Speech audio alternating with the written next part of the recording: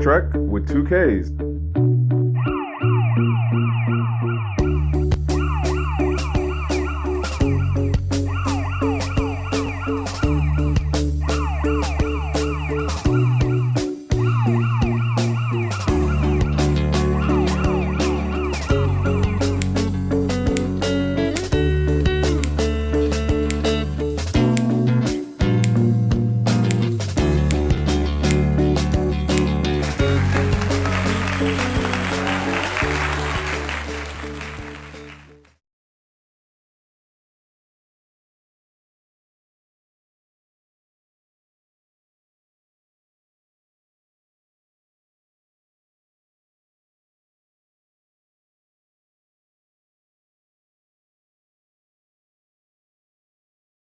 There we go. Hola, buenos noches, buenos tardes, GnGs. My name is Trek with 2Ks, and this is another seemingly now random episode of Trek with 2Ks Live. If you don't know, I basically go on about things that scratch my brain on Twitter. And tonight I got a couple of things that scratch my brain, and maybe it might scratch somebody else's brain. We'll see how it goes. I don't know. Um, Other thing of note is damn, I lost the thought that damn fast. Uh Thumbs, likes up, all of that fun stuff. Like I said, if you don't know, Trek or 2K's basic idea is I go through Twitter and then we see what scratches my brain. Funny enough, this definitely took me a little bit longer than to go through stuff because there's like one or two events that happened that I had to actually figure out uh what the hell they were talking about. Like case in point, there was a what's the damn thing? It was a I don't, it wasn't a hack, but it was more so that the NPM, which does, it's basically like a back end as far as like coding stuff, and it's a bunch of things that get downloaded and automatically uploaded to different computer systems. And I wasn't totally understanding what was going on with it based on the first initial post that I saw on Twitter about it. And I just happened to come across somebody's video who like really broke it down. So um I'm gonna get into that in a couple. What was the other thing I was just trying to do just now? Literally, I'm over here losing track of time. And this is why I need to stop doing these so late. Because when I do them this late, my mind just be scatterbrained all over the place. And I really be sucking at trying to figure out the thing that I'm working on doing. Um I messed that up. Okay, I did. But yeah. So, a couple of things, like I said, scratching my brain between this Nasdaq thing with the SEC, and apparently it's in sync with Trump's executive order.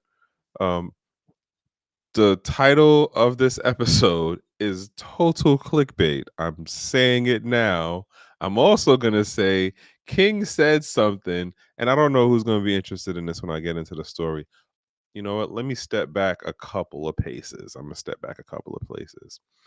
I didn't make it last week because guess who got COVID in 2025? And I didn't even think it was that because I promise you, when I had got it the other times, like, oh man, I knew. No, that's a lie. The first time I got it, I didn't know. Like, the only thing that made sense that actually got me aware of it was someone else saying, "Hey, can you smell this coffee?" That's how I figured out I had it, and it was like, "Oh, wow." Um, but yeah, like the second time I got it, oh man, I thought I was a crackhead. I was aches and pains and shaking all types of ways. This go around, I had the aches and pains and stuff, but I was still moving around, dealing with stuff that was going on that weekend. And then by the Monday, I was doing way better than I was on the Saturday, Sunday. So it wasn't until I went to the doctor and I was like, well, yeah, let's just do the test just in case, just to see. And it was like, yeah, you got COVID. Oh, you had COVID because now you're transitioning out of it. And then now how the stuff work, they're just like, oh, well, if you already, if your body's doing what it's supposed to do and your immune system is working the way it's supposed to, you're gonna go back to work in 24 hours. No, 48, let's say. Um, Depending on where you work, case in point, like where my primary is, if he ended up getting sick, he's out of work for a week. I said, what? He said, yeah, no questions. Like they don't play with it. Um, versus where I'm at, where they're like, all right, well, we'll see you tomorrow. And I was like, well, the doctor said this, so I'll see y'all after tomorrow. But nonetheless, I'm doing better now. Sound a little bit of funky nostrily wise because season change and stuff. But yeah, life out here, life out here, life in. And as I've been saying for how many weeks and stuff now, like take your time to enjoy the company of those around you and stuff. Uh, but yeah. All right. So let's us hold on, hold on. I gotta move that around because that's not even where that's supposed to be. Do, do, do.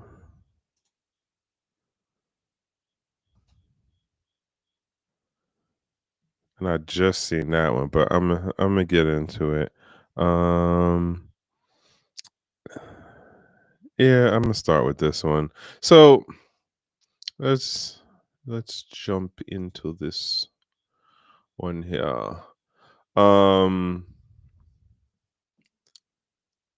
So this is by BitMEX research in regards to ordinal and how they're seeing what's going on with like the volume of transactions and the worth of transactions for BRC20 transactions versus the ordinal stuff. Excuse me.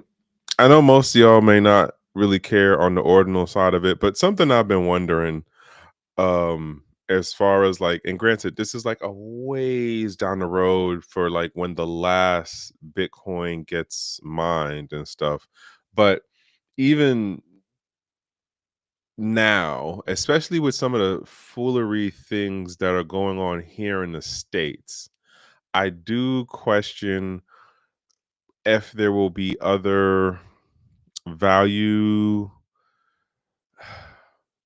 other means of added value to the Bitcoin's blockchain, Bitcoin's network, right?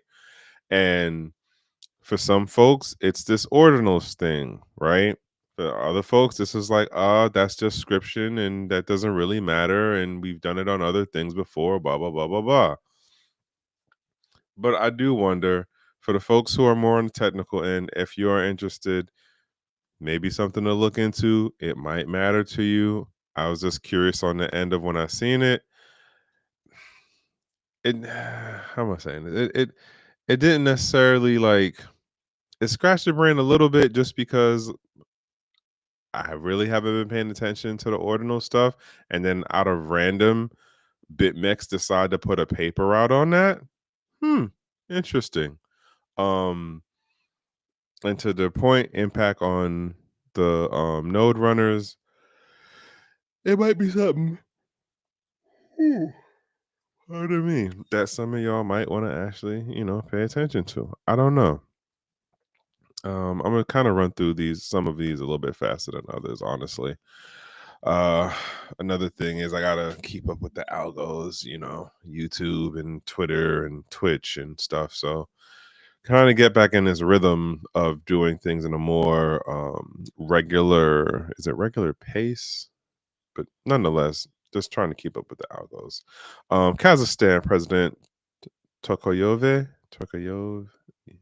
To, Tokayev announced in his annual address that the country will establish a national digital asset fund under the National Bank's Investment Corporation to build a strategic crypto reserve of promising assets.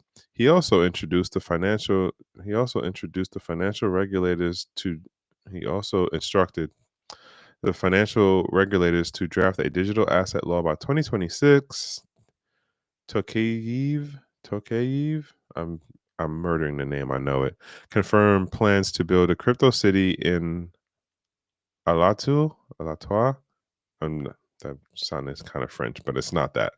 The region's first fully digitized city enabling payments with crypto. I mean, right. Thinking of this in terms of like, it doesn't take but what to make a QR code. It doesn't take but what to it at this point now make a NFC as your contact medium that connects to a crypto wallet on the back end or to a website. Like, I don't know. In my mind, it's just like we're you're gonna make a digital city, and like, what is the w- we can already pay for things with crypto now. What are you gonna do different in 10 or 15, well, 10 years, let's say it takes them that long to really put this together. But whatever on that part. Other thing to note, Kazakhstan has definitely been working with what was that? That was SRP. No, is that was it SRP? No. Um it was XRP, or was it Tether? I don't remember which one that was doing the governmental level um consulting. And then they already have the stuff that's going on as far as like um the One Belt One Road, and where they sit within that for China going westward towards Europe. So it seems, granted, this post in particular focuses on the crypto aspect, but like, if you've been paying attention to anything out that way, or like noted when I have mentioned Kurdistan for how long now, the crypto thing is just one component of what is gonna what their government is working towards, as far as modernizing them and making them be like um hmm, who I don't know. I can't think of who I would compare it to right now, but the idea of them moving into the 21st century as a very small nation state that is looking to like double down on the technology side to bolster their their influence and impact and standing in the region, right? That like the crypto's a part of it, but it's just one part of all of the other things they got going on. And slowly but surely, they have been pushing towards this thing. Yeah. All right. So I seen this post. This post was the initial first post that I jumped into and saw, and um, it made me think of something that I seen King talking about the other day in relation to a story he covered about Ethereum, the foundation having to burn some ETH. And then I seen this. And if you seen the post over on Twitter that I did about tonight's show, I said proof of stake, quantitative easing, quantitative tightening tool. And I did that in regards to the post on Twitter about this. But this also made me think of something else when I read this, and then remembering what King was talking about last week with that article he was covering. And it made me think of something that Reggie said about like, if you have uh, a blockchain and you have your token mechanism or whatever your coin thing is, is like, well, why would you go through the process of burning it? And I'm not quoting word for word of what he said, but it was something along the lines of like, if you're going through the process to burn your currency, quote, like take it out of circulation, um then you got to question what's going on with your incentives and your model to begin with. The fact that you have to burn it, aka quantitative tightening, to take it out of circulation, which does what? It artificially stabilizes or inflates your price. That's the short end of it. Um, my response to this particular post, and one of the things to note that what did I do? I had asked Grok, because like when you hit the little Grok icon, it instantly gives you a breakdown of what the posts and the threads kind of go on about. Um, and so it Grok brought up that proof of stake made it cheaper to burn Ethereum, right? Now, for the folks who may not have been paying attention, there's no hard cap on Ethereum. And if you have been paying attention to how much Ethereum has been burnt over the years and by different platforms and players within the space, it's a lot, folks. It's a whole lot. And then you just again had the story that King was covering, talking about how the foundation was talking about burning Ethereum, but yet the price ain't really doing nothing. And then if anybody really been paying attention, or not necessarily really been paying attention, but like thinking about this in terms of like how much stuff have you really heard about Vitalik nowadays? Like he's getting the sideways push um to be out of the limelight, because in my mind, in my little mind, the the narrative, the lore around him isn't gonna work for what's coming down the pike.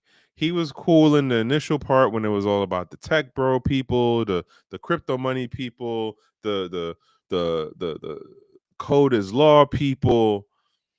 The code is law people ain't the majority people anymore, right? The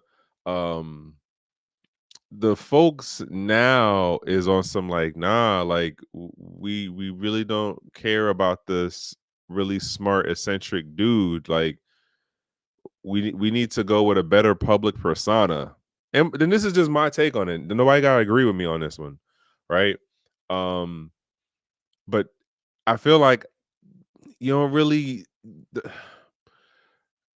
granted, he can do his own talking, but I don't see it where he's getting the same level of attention about Ethereum like he used to get. That's just my take on it. Y'all could disagree, no biggie.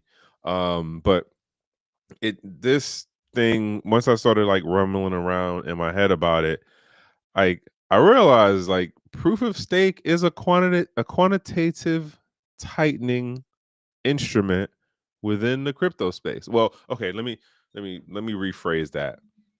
Proof of stake has the inherent ability to allow the platform to perform quantitative tightening via burning that token, that coin, whatever. How does that sound? I think that's going to be my takeaway from this episode. Proof of stake is an inherent quantitative tightening tool, or has that as an inherent function. I don't know, but I'll figure out how I'll write this out on LinkedIn tomorrow or whatever. But yeah, so like it's funny. Part of the reason I be doing these episodes like still is because what I realize now in this go around of doing the content or just talking about the crypto stuff is there are things that I see now in the space that I didn't see back in the day. That didn't it I don't I don't know if to say I didn't put it together the same way or more so just having seen how the space has matured and it has caused me to question things in a different way. Um or just accept how I'm seeing things move. That's the other part of it. Like I was talking to shout outs to Rice Crypto because I was talking to him the other day and we were talking about the content stuff. Um and the idea of like what do you do? Like let's say in another 3 to 5 years, right? With how things are moving right now, the way things are crossing over on the mainstream side, like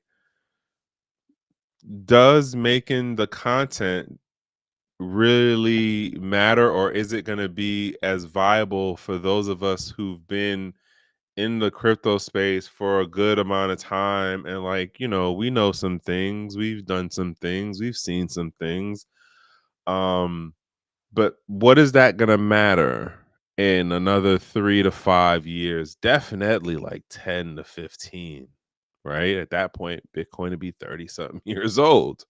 um and this is like what do you do with the stuff that you've done? Like does it matter? Do you keep doing it? How do you revitalize the the the type of channel that you have if you have been so heavy on crypto content now? And granted, like we're gonna still saying probably another 3 to 5 years like, well, no, not everybody knows about crypto and we still need to do crypto education and shit like that. um but at the same time, like we think now that that there's a plethora of information available now. Imagine what it's going to be in 3 to 5 years, let alone 10 years. So what do you need the YouTubers, Twitchers, the Twitter folks, the TikTok folks for to talk about crypto things? You want to learn how to understand how to read, there's at least 100 videos. Now, granted, on YouTube side of it, the question is, will you be able to find or access those videos, considering how certain things go? Um, if you want to understand the trading and stuff aspect of it, same thing. Like there'll be a bunch of videos in the histories. How much of those are going to be accessible in another 10 years? Who the hell knows? But there'll definitely be more stuff out because somebody's going to remake that video about how to understand what is the proof of work consensus mechanism and how it differs from proof of stake. But for those of us who've already been in the space for more than 10 plus years, like who's going backwards on the content like that?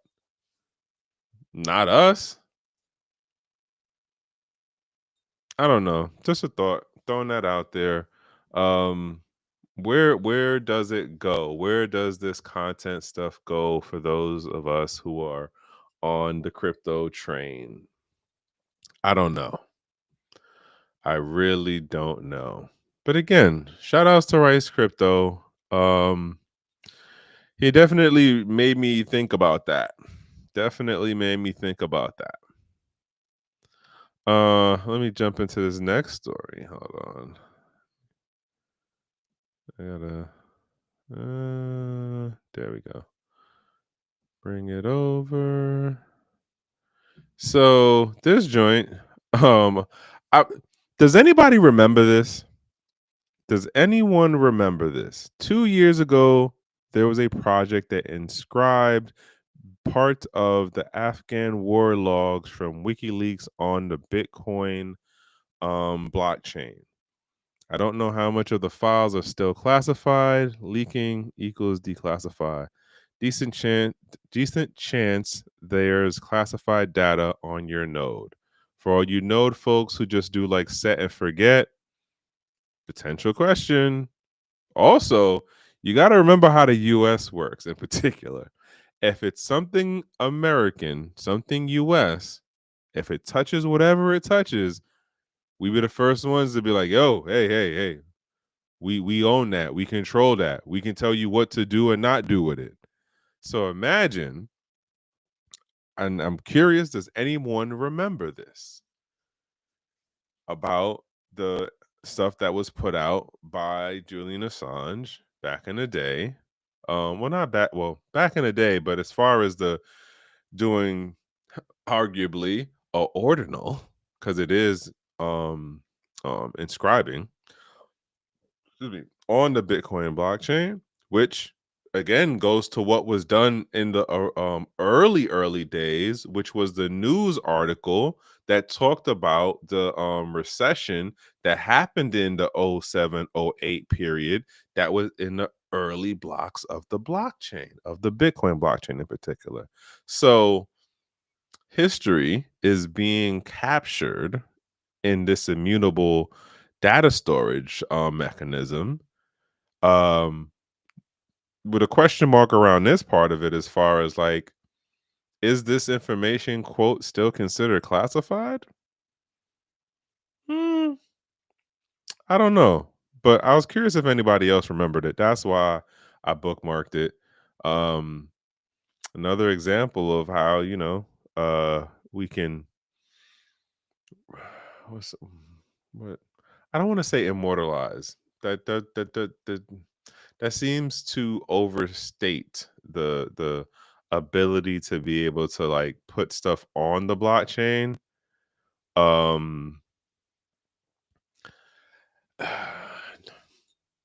I don't know if saying making a digital record on a blockchain is too underwhelming, but nonetheless, like, here's an example of how the blockchain was used to keep, um arguably, a undeniable record of an event that happened in world history, and no one can be like, well, no, that can't be real, because no, because I'm telling you, imagine down the road, I seen who was it, somebody tweeted something, and because it wasn't crypto related, I didn't, I commented on it, but I didn't bookmark it, right? And I made the basically, it had to do with, the the folks over there, um and what they're doing to a certain region and the people in that region, right? And the original poster said, it's almost like you have a Nazi, what was it, like, taking pictures or telling what they're doing. And like, they were responding to what the person who was a soldier in the, I think it was the IDF. I'm not certain exactly if it was the IDF, but based on certain other things within that post, it's like, oh, this might be that. Bottom line is, like, the the modern human memory hole is a real thing. Like, there are things that literally could happen last year, but because of how fast information is transmitted and how much we get bombarded with different types of information, we like absorb and then dump quick as hell, right? Um to the point that, like, we'll be at my job talking about certain things, and then they'll be like, "Wait, no, but didn't that happen like that was like 2 years ago, right?" No, no. And we look it up, and it's like, "No, this was like 5 years ago." And you're like, "Whoa, that was that long ago?" Or like, I'll bring something up, and then no one will have a clue of what I'm talking about, and it's just like, But how do you not remember that? Like, or better yet, I know why I'm aware of the thing. Um And I understand why at times they aren't, because I'm older than X number of my coworker folks. But it's just one of those like, hmm, but you should have been old enough that this would have been something you would have remembered. But no, it's not even on the radar, or like it's like, well, no, that can't be a thing. And it's like it is a thing. Like 100% it's a thing. I exactly remember it. Hence I know it was a thing. I was alive. I was there. Not necessarily there, depending on what the thing is we're talking about. But the point being is, I be wondering at times about how we look at what's going on with us in this time period of life, of existence, of America, of the world, and all of that stuff. And it's just like, huh, like back in the day, man, like there's certain things I just be like, it, there's a level of ignorance. There's a level of just people are doing what they're doing to make it through the day and make it day to day. There's also a level of governments lie. Governments do what they do to like keep the sovereignty of the nation going forward. And for some reason, I just be looking at it and it's like, wow, people really don't get it. Like, or don't remember, or don't want to remember, or don't, for whatever reason, accept that, yeah, that's a thing that happened. Case in point to what I was saying about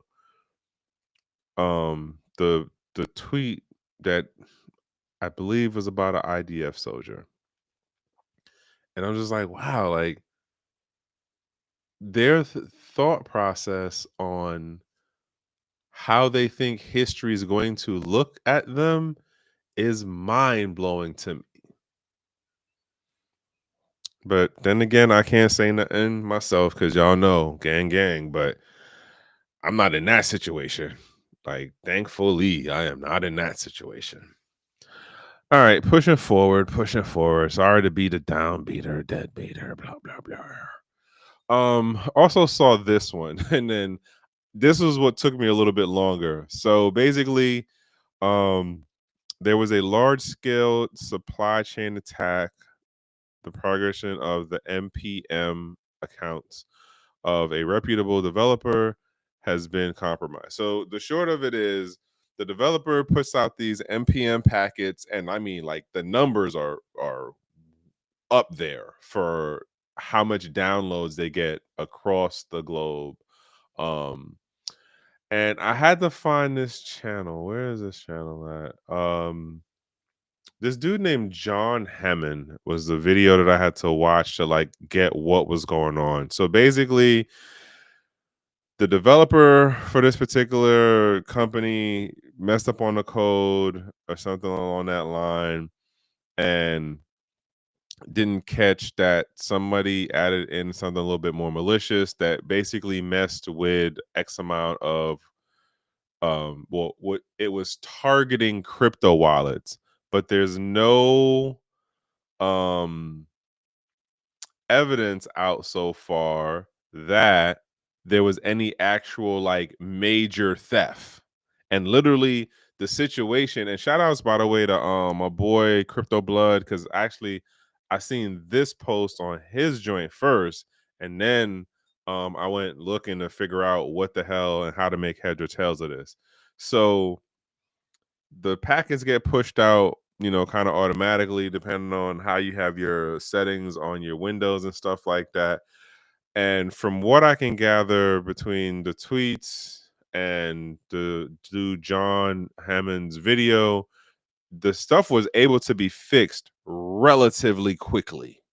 Like within a couple of hours, they figured out what was going on in the code. They fixed what needed to be fixed as far as the lines and stuff, but it was affecting like the MetaMask wallet, Exodus wallet. It was somebody else's wallet, and basically, oh, also Solana. It did something as far as transmitting and receiving for the Ethereum based stuff, and it did something else for the Solana side stuff. But from what I understand in this person's video that I was watching, and you can definitely YouTube it, you can Twitter it and all that. The issue was fixed and there was no major theft of crypto, or at least for the timeline that this person pushed it out. Um I think like it was like maybe $5 or $20 that got, and depending on which chain you was on, you probably lost that like in transaction fees. So whatever. But the point is that what got most people's attention about this is it was the scale of distribution, because of like how many people download these different packets. And I mean, it was a list of different packets that are just on the back end of stuff. Um, for what most people don't pay attention to when they're doing their updates and things like that, right? And so it was the sheer scale that when things started getting tweeted about and reported earlier in the day, it's just like, yo, this could affect millions of computers, which then depending on what you got going on your computer, how many different wallets is that? Hundreds of millions. Like you see what I'm saying? So like the panic kind of set in terms of the scale at which it was distributed is what got more people, versus when you look up the later on story stuff to try to figure out like, all right, so like where'd the crypto go, where's the money, who lost a couple million. At least for what it looked like right now, there's no, oh yeah, blah blah blah, we noticed that this wallet over here got drained a couple thousand, that one got drained a couple 100,000, this one, look, there's none of that. There's none of that right now. So arguably, um it is a nothing burger, arguably, but at the same time, um because in my mind, once I was like, again, I'm listening to the guy and he's breaking it down, and it's just like, huh, so like, is this a test? It, again, and the thought process in my head is usually for how scams and the hack stuff, well, it's like a combination thing, but like with the scams are a numbers game, right? So like if I can scam 1,000 people, I know that like 1%, maybe 2% of the folks that I scam, excuse me, I'll be able to get something out of it, as far as like for what it costs me to launch a scam that affects 1,000 people, what is my return, right? And then when you get into the hacking part, it's like, well, the hack with the scam, as far as the scam is to get you to accept the malware, which then does the hacking. And if I do it again at scale, I reach out to like 2,000 people, I get maybe 20 people, you know. Um, if I get more than 100 people, oh shit, my odds are even better that I should be able to walk away with a couple hundred, maybe a couple thousand, right? It's a odds, it's a numbers game is the point. But take into account the side of the distribution, like the being able to push it out there. And then it happened in this way in particular. I imagine somebody's going to build on this, and we might see another version of this pop up down the road. That's just my thought process, though. Just my little 2 cents on that one. Um, Other thing that happened that was today, SEC hosts public crypto roundtable. I'm kind of questioning that. All right, so you saw the initial post about the SEC, this was in that post. So SEC Crypto Task Force to host roundtable on financial surveillance and privacy. Um, that's the title of the press release that is from the SEC. Where was the thing? Oh, this is what I was reading. So, host privacy roundtable October 17th with Commissioner Pierce noting that regulators must balance financial surveillance with economic liberty. Let us not mince words. Financial privacy, just call it black and white that. But then, lawyers be lawyers, especially in DC. So, um in my opinion, my little 2 cents again. Remember, I'm just some guy on the internet in the unk status as far as this crypto thing is concerned. Um, this is just going to be lip service to the public, and I've made very clear my stance about her and her role and how she is um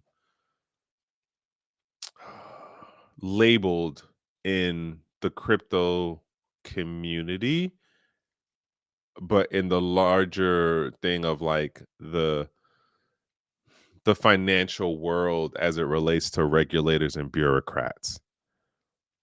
I do not think she's a friend of the space. I never thought she was a friend of the space. I stand that she is not a friend of the space. But nonetheless, this is going to happen. It will I feel like this event will be a nothing burger.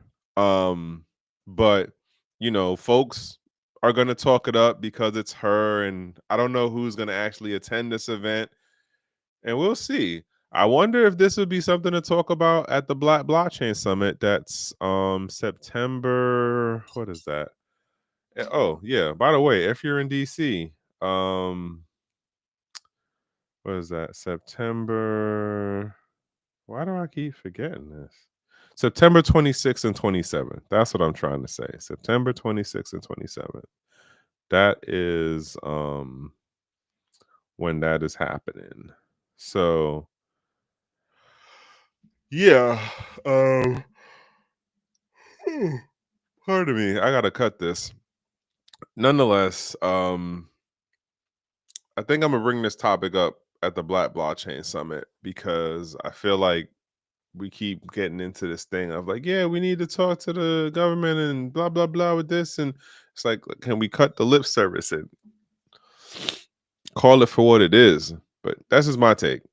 I already told y'all, like on the on the pre-recorded for the panel thing on like ownership, I went negative Nancy definitely like halfway through. Um, but I'm down for the challenge. I'm down for the and this is in particular for how I was looking at things going on with the crypto space. And then I kind of jumped out into other things. Oh, this was the same thing right here with Zach XBT talking the same thing about the oh no, sorry. This was about Swissborg, and they also had a security incident. So all you Solana folks, you Sol folks, do your homework. Like, make sure your stuff is where it's supposed to be. I guess do a security audit on your stuff because apparently these folks had an issue. Um, I don't pay attention to them per se, but something else to pay attention to.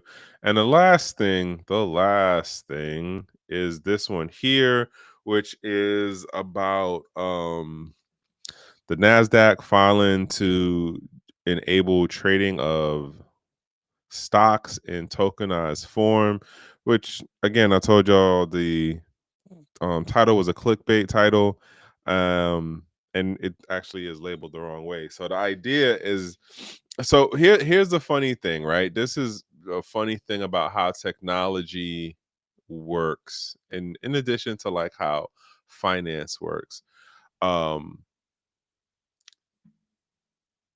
through innovation and upgrades of technology and the evolution of stuff, um, these two things work in tandem to move you from the source ability or the source material or the source access.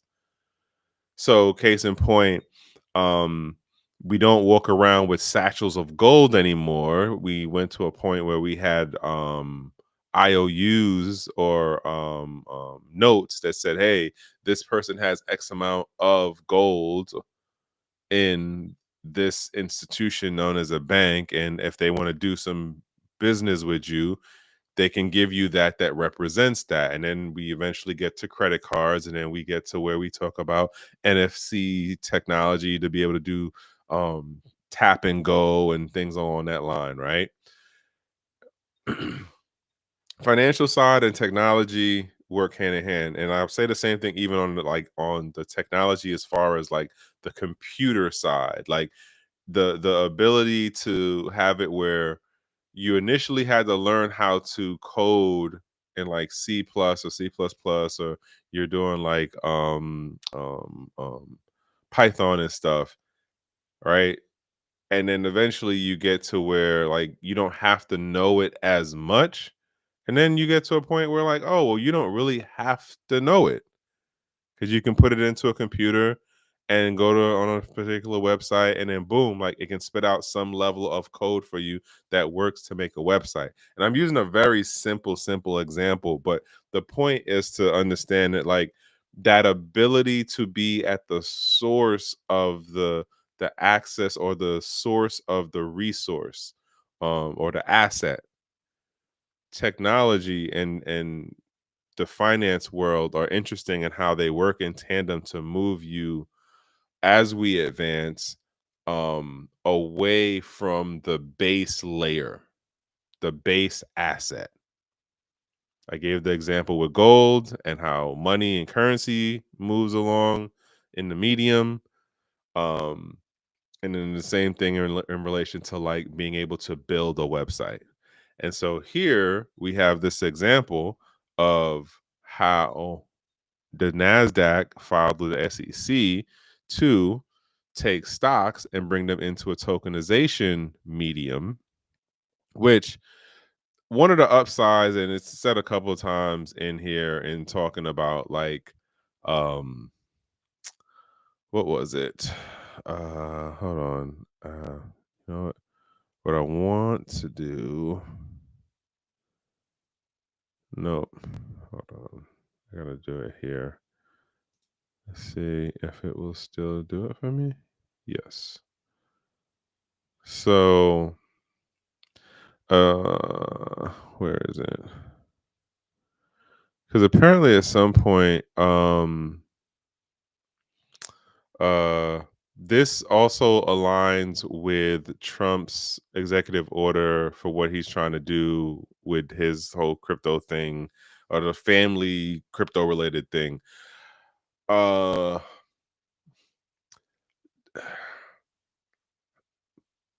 not financial advice, but this is one of those things like when we make transitions from like one medium or one level to another level for whatever vertical we're in, this is where the funkiness tends to happen of the potential of like the everyday Joe person. What's going on, man? Yeah. Um yes. Yeah. Facts.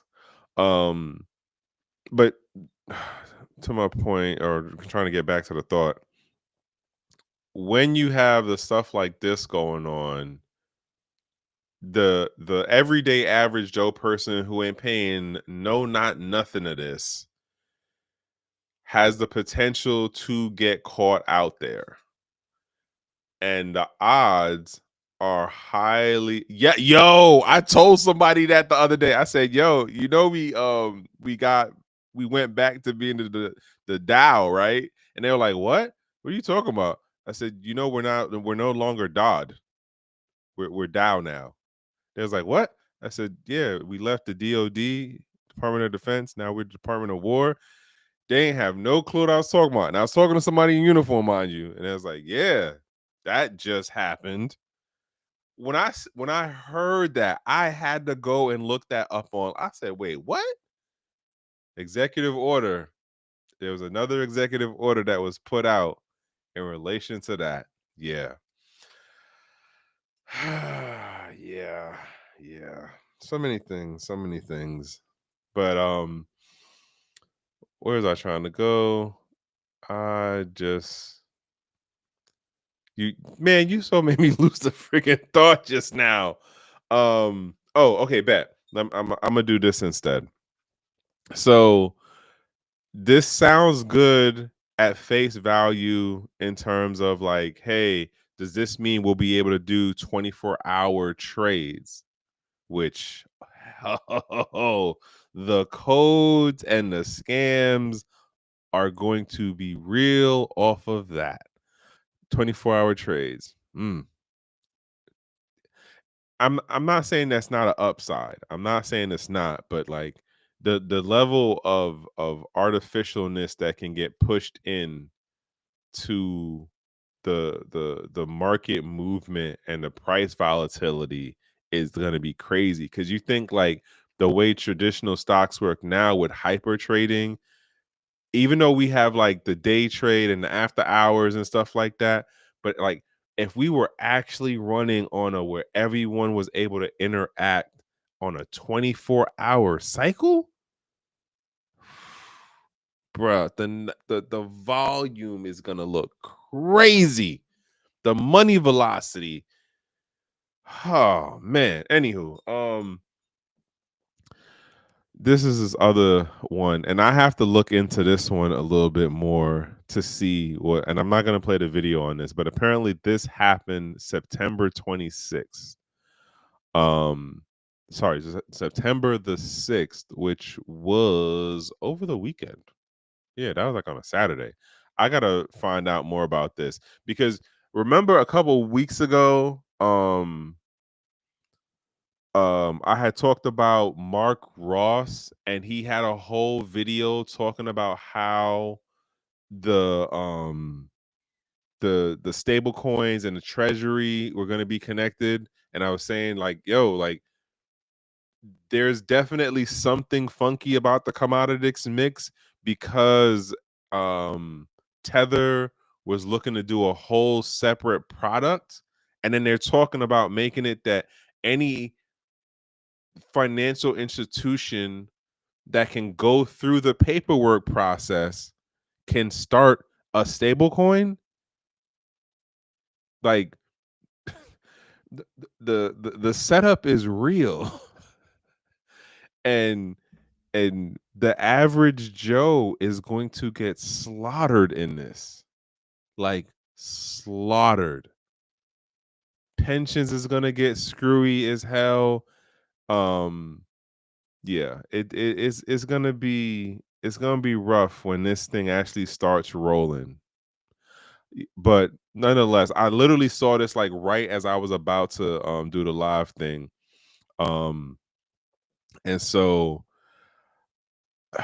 because I already had the story covered it with Mark Ross, and then I already had my other thought process on how Tether was moving with the Treasury Department, and then I seen this, I said, "Oh, if they see what's about to, if this is how it's being put out by their people,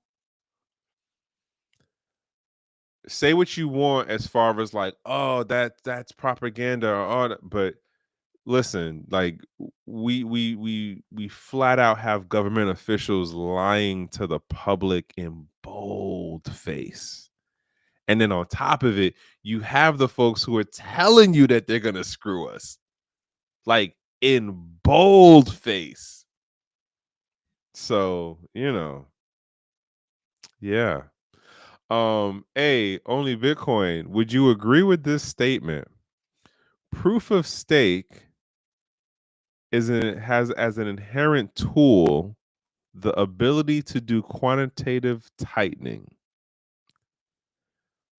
i.e., burning your token. I put that realization together at the top of this episode, that's my takeaway today. Proof of stake is not a good thing because it has the ability. Okay, depending on how you're looking at a blockchain and what you understand about how, it should be immutable, or it should be open, or it should have a more free market approach to it in terms of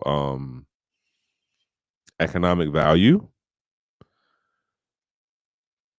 Proof of stake is dangerous to the folks who are on that network because it inherently has the ability to enforce a quantitative tightening via burning tokens. Granted, some platforms have been like, oh, let's, put it to a community vote. Like, we're not naming it quantitative tightening. We're saying that we're giving the users of the network the ability to vote on how things go. And I have watched multiple networks, blockchains over the years, users vote to burn tokens, to burn their medium, right? Excuse me. But yeah, I'm gonna leave that one there. That's all I got. That is all I got. If anybody is interested, you see where this is from. Matter of fact, where is this? What is this? Media company focus on Bitcoin, freedom, and the truth of digital age. Truth of corner. Who follows this? I don't know any of these people off head right now, but I'm definitely going to have to look into this one because I'm very curious on where this came from, and I need to get to the actual speech that this person said. And I imagine they talked about more than one thing besides the crypto thing in there. But other than that, it's a Monday. We're past the weekend, and hopefully, you had a good weekend. You recharged your batteries. You got to the Monday. You made it through Monday. It was a productive over busy Monday. I was lazy as shit today, y'all. I was lazy as shit today. Not even gonna lie. I was barely semi-productive over the weekend. A lot more running around in my head more than anything, besides the naps and stuff. But yeah, that's where life is for me right now. That is where life is for me right now. But as I say, the best thing that I can wish for you from one human to the next is to be in a safe place, in a safe space, and with good company. And so with that, I say, yeah, have a good week. Peace. Buongiorno. I don't know. Yeah. We'll go out on that there. Have a good one, y'all.